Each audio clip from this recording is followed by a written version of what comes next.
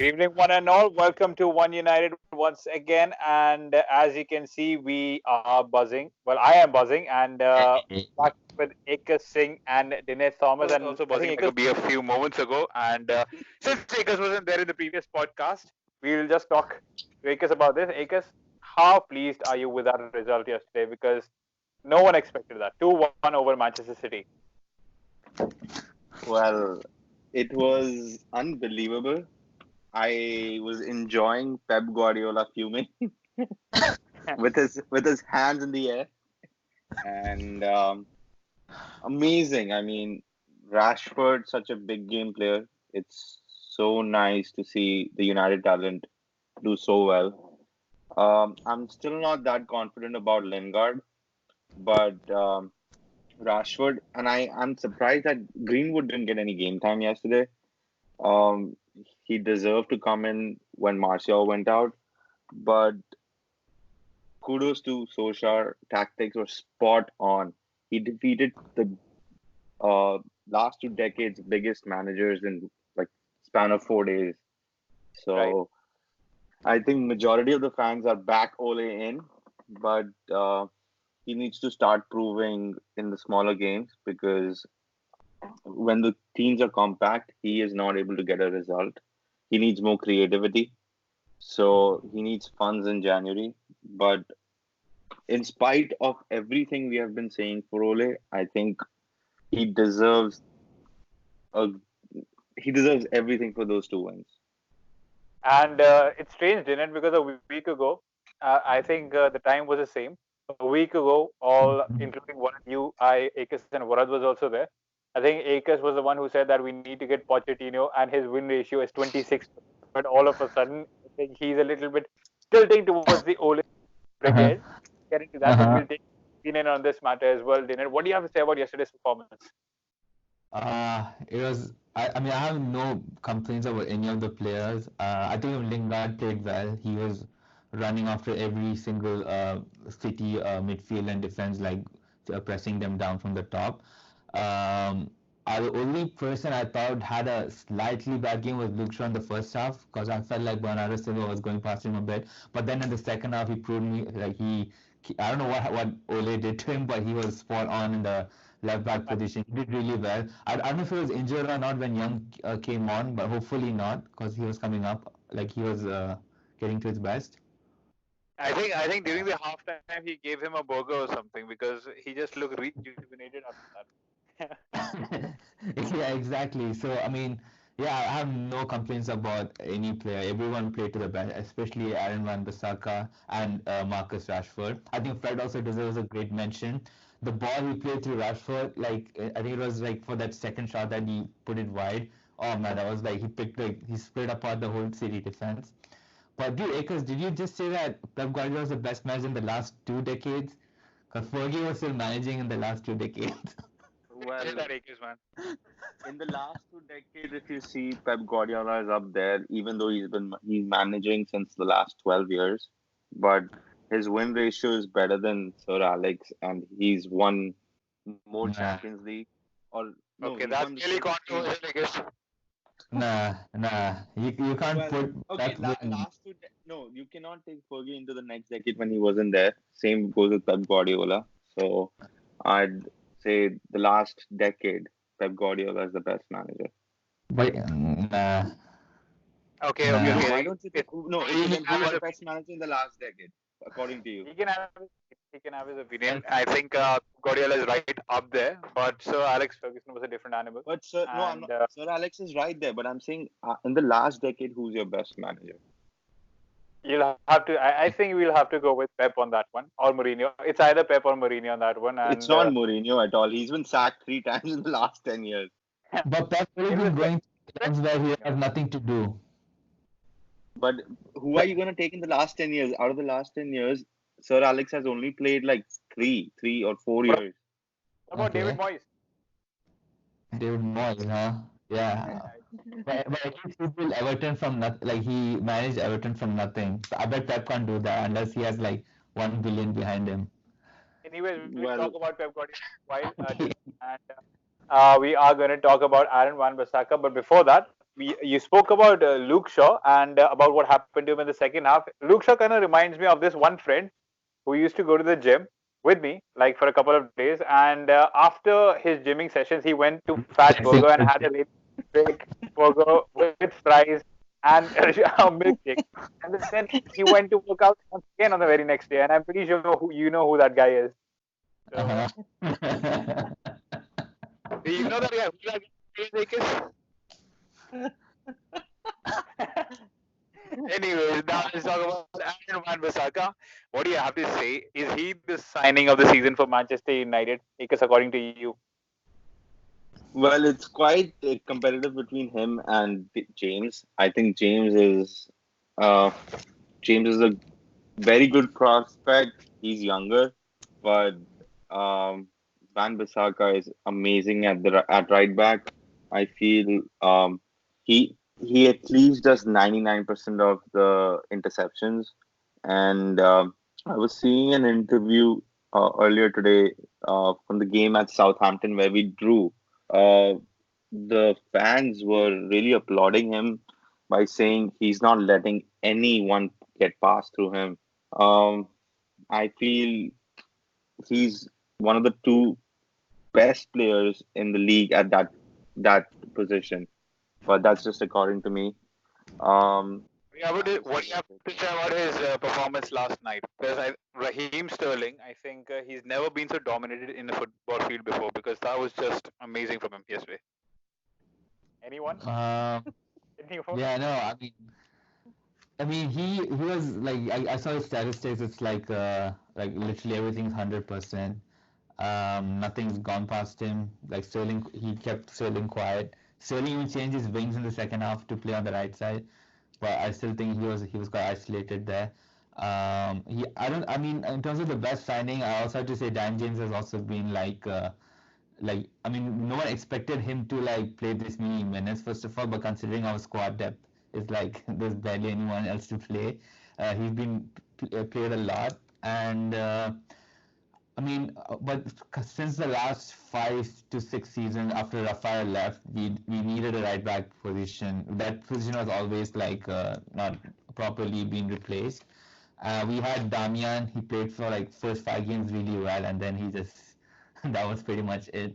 And then we had Valencia there. He was quite decent. Like I wouldn't like put bad on him because he was a converted right back.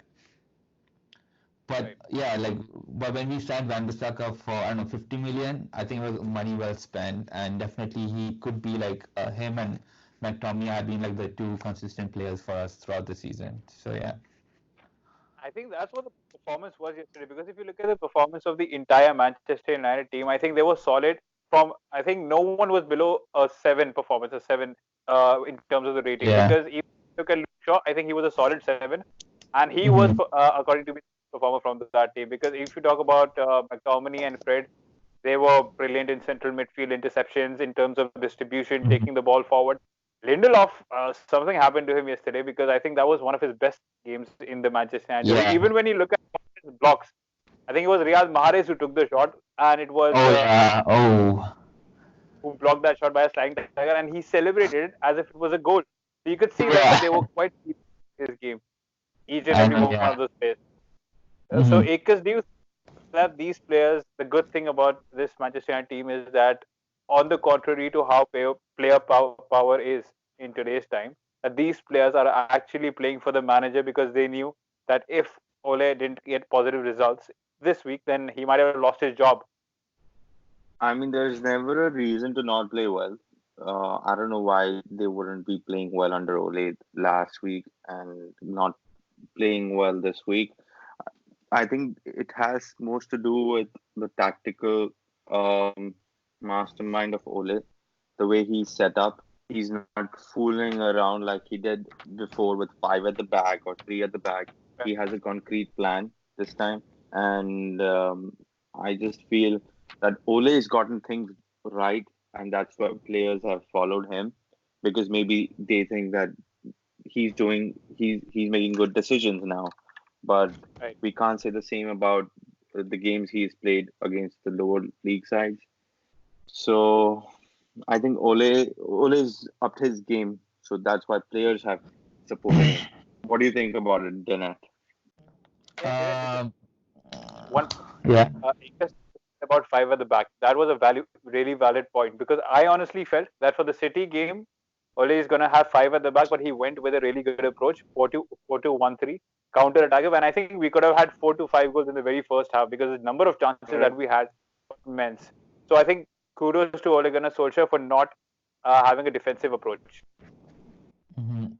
Okay, regarding Ole's tactics with his big games and small games, first of all, like I even previously mentioned even last week when we drew at Aston Villa that we always do well against the big teams because the big teams play in a way in which it's much easy for us Ole to like set his team up like in the counter-attacking style with the pacey front three.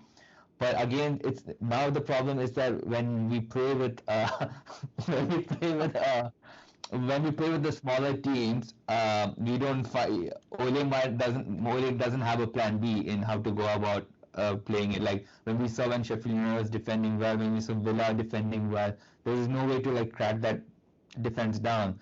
And Ole should try something new when that happens. I mean, it's not always that every team is gonna come attacking and play attacking football towards us, in which we can easily counter attack them. And so yeah, that's something Ole has to improve. Because I kind of predicted us to play well against City. I wasn't sure about Spurs, but I was pretty sure that we were going to play well against City. And yeah, that just proves it. So in terms of the way Ole plays against the big clubs and the big managers, easily understandable. He should be tested against how he does against the smaller teams. So like if you beat Spurs and we beat City, and then if you go and draw against Everton at home, it doesn't make any sense. And also to the people who usually say that it's the players that we don't have good players and stuff. We saw that the players can perform when they are given a task. So again, it again goes back to Ole that he has to like set up a plan B or plan A because Fergie always took one game at a time, and for every game he had a different approach in which we were playing at. So Ole needs to do something like that. Like if something doesn't work out, he needs to try something new, and that's where he should be tested. I mean, like no, I mean I'm not disrespecting Ole or anything. Like a great result this week, but he has to still prove against in the long run, not just in like the big games or like in once a week or something. He needs to do it Right. continuously. And because I think we were talking about what Manchester United's identity is under Ole Gunnar Solskjaer. So it's the counter-attacking identity that he's implementing nowadays with perfection, you could say, in this week at least. And since that is going to be something which we will resort to, that since that is Plan A, and you have seen Fred and McTominay now striking a really good partnership in central midfield. So where does Pogba fit in? Because we asked Lukman and Dinit about this. So what's your opinion since you were not there? Where does Pogba fit in this team? Pogba fits in as Cam for sure. Lingard Yeah. needs to go out. Pogba needs to come in. I don't know why. Since he's played at United, he's not played at Cam continuously. He's been always been a CDM with another holding midfielder, which is I don't think that's his best position. Uh, you've paid so much money for him. Why don't you play him in attack?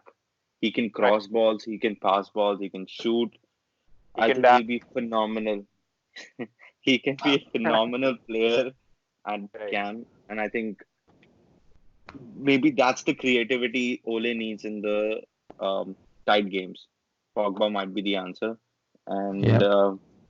I wanted to highlight one more point between the City and uh, United game.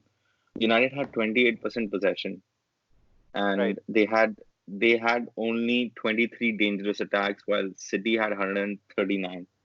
So I think. we need I to think. up our game. That's not I, I acceptable. I don't think that's a problem because even under Fergie, we always used to have there were games when we had like 30% possession. It doesn't matter. Like unless if you're an Arsenal fan, you wouldn't care about possession in football. So like No, but even if we have like I like more 30% or possession. 25%, it's fine as long as we get the job done. And But and we you cannot. No, yesterday the players, the defenders had a good game. Right. Imagine one of the centre backs didn't have a good game. We could have conceded 6, 7 goals because of the attack. no, We are continuously soaking pressure. That's yeah, not the way to go all the time. but if you no, but not all the time. But especially a team like City, that's how we play. Because when was the But last time? You're soaking pressure with City 70% of the games. You don't have the ball for 70%. Yeah, exactly. And that is the Yeah, game plan. How else do you yeah. think Liverpool perform like against Pep Guardiola's team? How do you think they play in Champions League? Yeah, you can keep 70% percent. It's completely fine. But who was the busiest keeper yesterday? It was Ederson, not De Gea. Even though De Gea made two good saves, it was Ederson who had to make the most saves. So your point is invalid. If you keep the ball for like within 90 minutes, if you keep the ball for 70%, like in the middle of the park, no one cares. No, my point is not you need to keep more possession. My point is you need That's to what have. you said. You said we had 28% possession, so that Yeah, we need. United have 28% possession, but they need to keep more of the ball to not continuously soak pressure, not Yeah, keeping the listen. possession for possession. They don't need to play in their own half. They need to keep the ball for at least. And your point I'm going against wrong again. Liverpool doing the same against That, City is that also invalid. Then that's against counter-attacking. Why would you keep the ball when you're counter-attacking? You should move the ball forward to the Okay, other side, and that's okay, what we were wait, wait. doing. Listen. The point is that you both are making a really valid point. Dinette, in the first half, we were playing really good. And I Mhm. feel that we would have continued that form in the second half as well because we had a lot of shots on target, but we actually absorbed the pressure even more than it was actually required. And Ekus, you are also right that Pep Guardiola's team was actually playing a lot of possession ball because of which we went a little bit at the back, and that I think could have led to another goal because honestly, give me that. You both, all of us thought when City scored that first goal that they're going to score another. If it wasn't for that De Gea save, we all thought that they were going to score another. So I feel that we should have kept that momentum which we had in the first half. I think we stopped counter attacking, and we weren't seeing any movements from Martial, Rashford in the second half as much. I think Ole Gunnar Solskjaer went too comfortable with two goals and thought, let's just defend this out. So I think if I we would mean, have scored, it would have been all over. but again, if you look at the game in which Robin van Persie scored that free kick in the last minute, it was pretty much the exact carbon copy in which we led by 2-0 and then we defended because the more we attack, the more chances that City can also score. What if we had scored the first goal and we tried attacking? I mean, we got the second goal, but then after that, it was good that we kind of kept a shape and defended properly rather than like go all out attack and then become a free opening game and become 3-2. Could have gone either way. But there's a point when we were 2-0 up in the Van Persie game, we still gave away two goals. That you have Yeah, to think about. So so we're the gonna. And I just have the stats right here between this Liverpool and City game. Liverpool had 45% possession, so they did have possession. It's not they yeah, kept 30%. So they was it at the home? Was it at team home or away? Was it home or away? it was home, but they still Yeah. kept possession. At home, last you want me to open So, the last yeah. last game So against you're City? saying, a City team went to Liverpool's home and gained 50, we had more ball than Liverpool. Is that right? Well, I'll So just then, prove your yeah. point again wrong. I'm Okay. just checking the stats for the last game when City came to United. How much possession did we have at Old Trafford? Yeah, that game was dead. No one cared about that game. They didn't want Liverpool to win the league. What? I think nobody cared. We screwed up the last 7 games. That's why we didn't get top four. We screwed up ourselves. We Yeah, That's why the game wasn't counted. yeah. No, that's because the whole team was bad, which is why half the squad is not there anymore. You see, running around.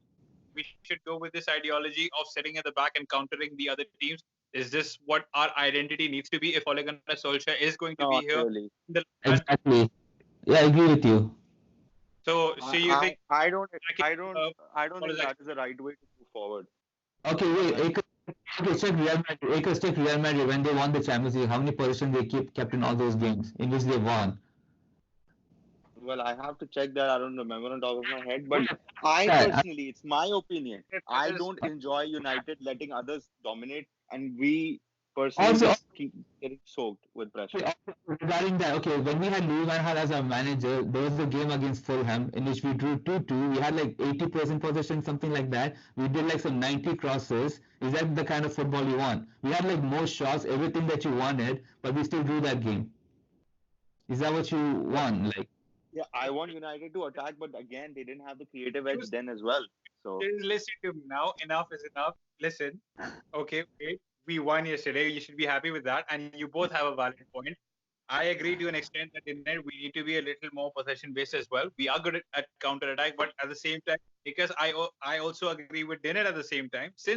these are the tools that Ole Gunnar Solskjaer has, because it's just the front three who are actually quite quality at the moment for Manchester United. The central midfield is something quite new at the moment. Fred and McTominay are new. Once we get a particular Bruno Fernandes or let's say Christian Eriksen or Paul Pogba, I think we might be able to penetrate the defense and we will be more possession oriented.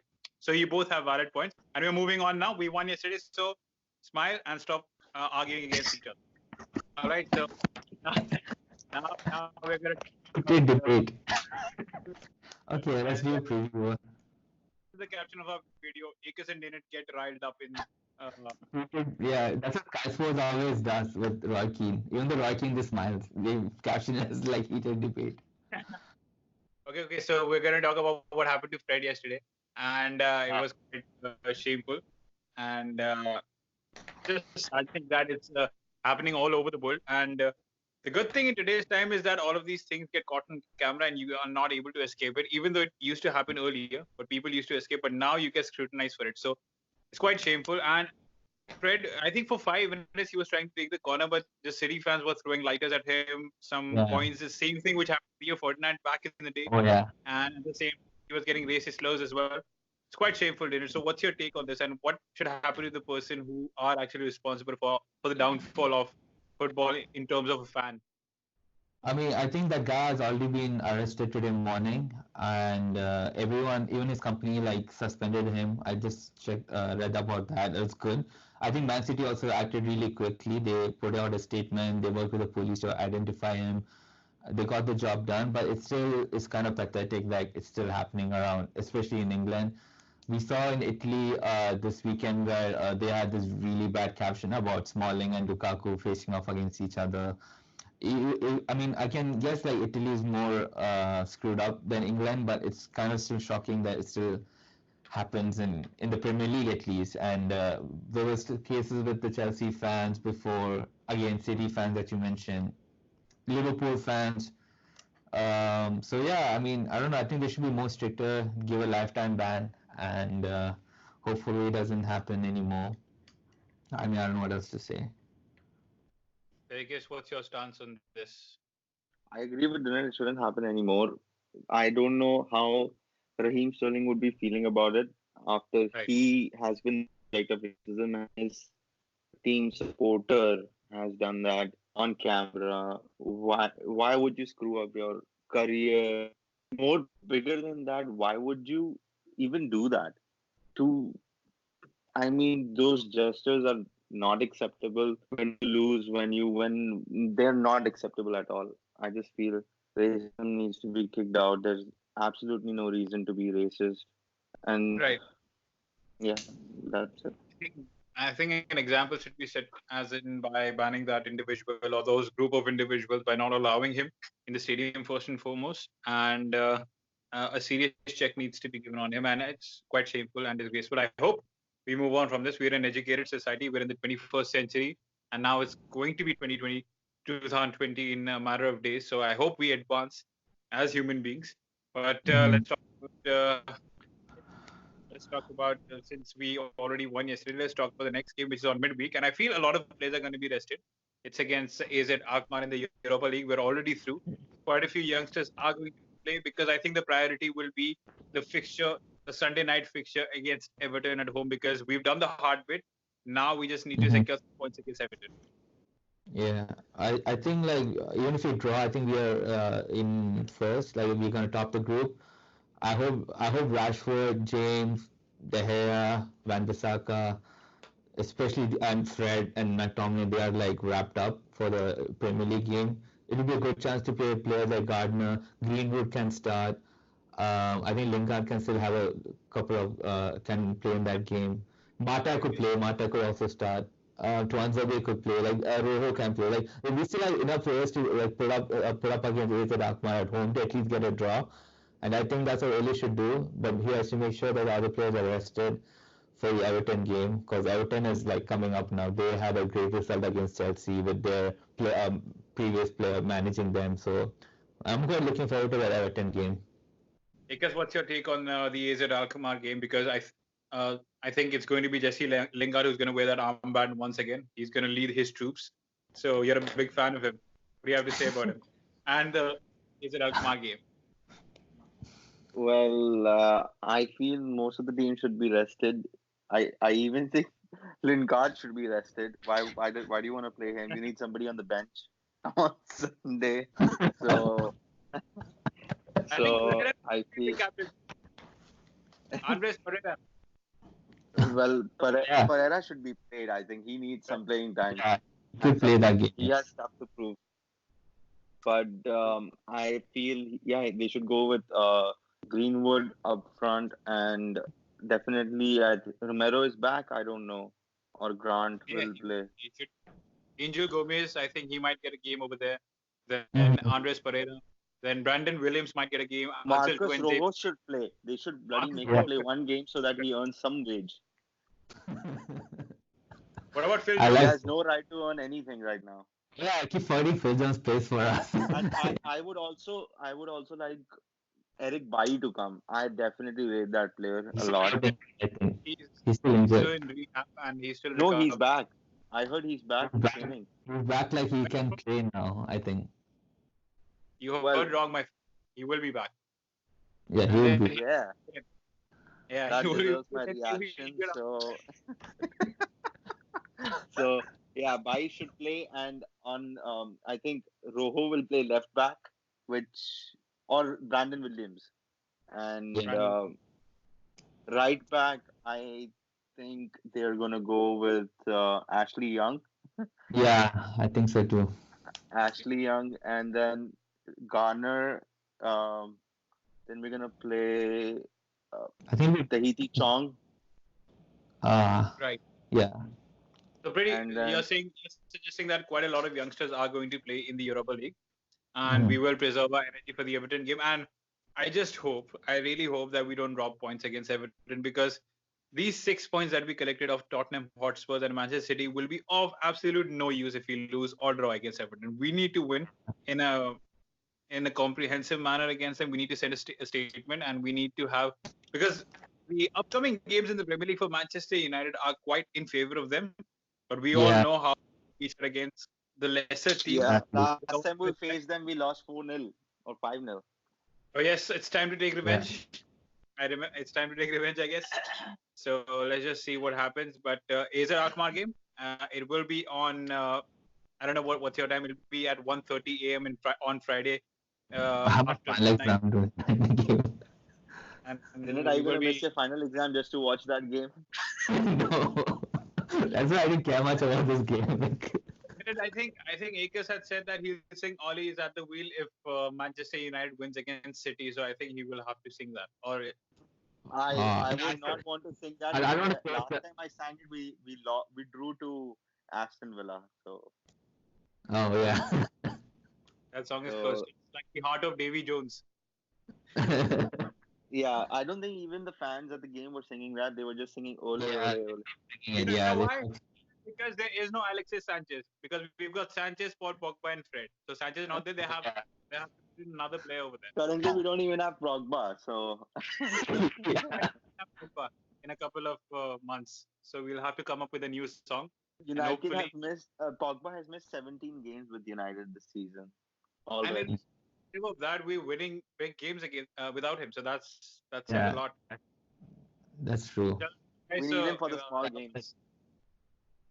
that was a really good session with you guys, and I was still watching the highlights of Manchester United versus City, and after that I was watching the post-match analysis from Gary Neville, Peter Schmeichel, and the rest of the pundits, and it was quite fun, and I really hope that we carry on that momentum. So Dinete, when are we gonna see you and Ekus next? Particularly Ekus? I am surely gonna be there next week before the Everton game. We should. We'll do after the Everton game. If we do after the Everton game on Sunday. Yeah, we'll do after the Everton game or before the Everton game. I don't mind doing another review in detail But we'll with do the the lineup. Yeah. We will do the Everton game, and we will. I think who are we playing after Everton? Colchester. I think West Ham, I'm not so sure. That game is a big game. Yeah, one? we'll do Colchester United League Cup. Well, I do know that we're playing Arsenal during the New Year's, so that's going to be a really big game for Yeah. them. For them. We have 4 more Premier League games this Oh, year before oh, Arsenal. Ekus, So what was information that information that you were giving us before we started recording this about Pierre-Emerick Aubameyang, something happened to him during the match. yeah, Well, I think he went to the bathroom to poop. So After and 3 minutes, were furious at what is happening. I don't know how it missed the radar, but they almost have thought that that he's out injured. yeah, I mean his manager's comments after the game was he could have controlled number one, but number two he couldn't. So that's what he said. They need a decent number two, and by that I mean a decent right back because the defense is shite, absolute shite at the moment, man. So, anyways, Dinete. So, all right. once again, any final messages for the United faithful who are still buzzing at the moment? Real Madrid is best. Whoa. That's my stupid. That's my stupid cousin who supports Real Madrid. Oh man. Oh god, I say hello to him. Eh, Osama. What? Not Osama. Yeah. my God. Oh god. Oh my God. Quickly. I think we should just end it. Real Madrid is the best in this podcast. They might be the best, but we're Manchester United. Yeah. Anyways, I think that's it. We'll just sum it Yeah. up over there. Yeah. So, Keep on Ole supporting United. Let's hope we win the next 2 home games. So yeah. I think next 3 home games. So yeah. So hopefully yeah, we will. good. We'll be buzzing. Yep. See you Alright, guys. guys. Ekus, thanks for being here. Finally, your fans were actually they were desperate to see your face and your valid points that you usually make. And thank you for being available for us. And we will be meeting you all next time. Till then, guys, keep subscribe to One United, and we will do the Everton game, possibly the review. So till then, keep buzzing, guys. We just beat Manchester City 2-1. Yeah. All right.